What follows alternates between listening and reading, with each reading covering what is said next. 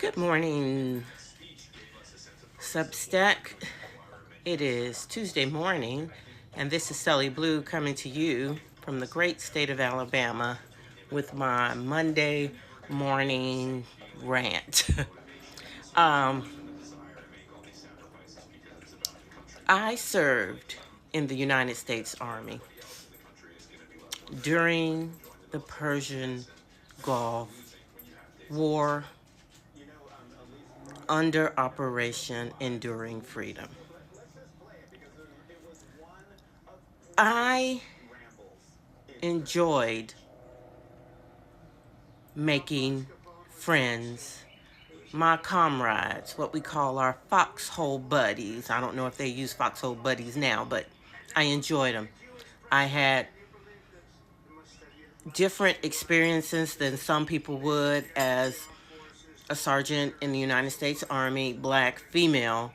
So my experience would differ. But what did not and will not differ is the fact that I had my buddies back in the time of war. I don't care about, and didn't at that time care about, the political ramifications of what was going on. Old Bush was my commander-in-chief. I wasn't thinking about him. He was not on my mind when I was in the military and when we were overseas in a foreign country. But I will tell you this. They make you think about, these soldiers think about it constantly, all day, every day. We didn't have social media when I was in the military. We weren't allowed to. We had big, huge phones and 5 minutes to call home. So there was no Facebook time. There was nothing. So we didn't know what was going on in the States. But they do now. And they have a commander-in-chief who is divisive. They have a Secretary of Defense who is divisive.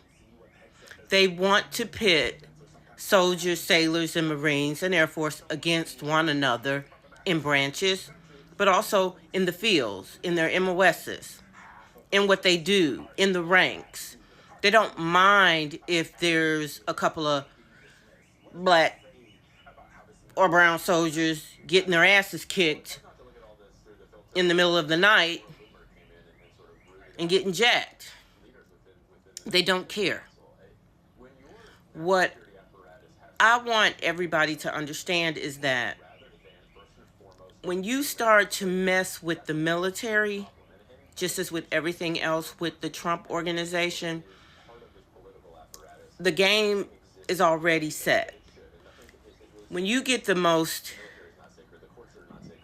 ignorant, narcissistic moron to become your Secretary of Defense, who couldn't spit on my boots without tripping over his own feet, to be in charge, then you're trying to destroy the military. And it is the truth of the matter. I was thinking about Charlie Rangel, representative, longest serving representative of the United States Congress, who passed away at the age of 94 yesterday on Memorial Day. This man enlisted to go to Korea. Black Puerto Rican man.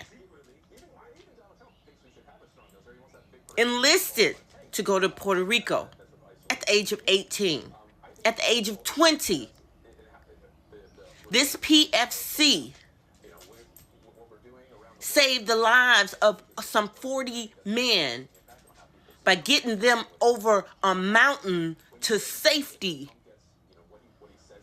from the Chinese Republican Army. So nobody was thinking about his skin when he was trying to save lives. But today, that Puerto Rican black man in the United States Army will be looked at by Secretary of Defense Pete Hegseth as someone who got in based on his skin color and his nationality and without merit. And not because he loved this country. And not because he wanted to get out of poverty and change the dynamics of his family.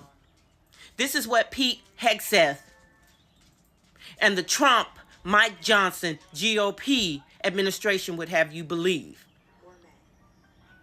That the military is full of a bunch of ignorant, non-conforming people of color, women, who shouldn't and didn't earn their stripes. The person who didn't earn their stripes was Pete Hegseth. This man left the military as an 04 in the National Guard after 20-something years. You'd think he'd be of a higher rank. That tells me something. The only thing that he was doing was push-ups and sit-ups and warrior ethos, because he couldn't do anything else. He spent his time in the gym and he spent his time drinking. And I don't care if he did a tour of combat, because that was a game to him.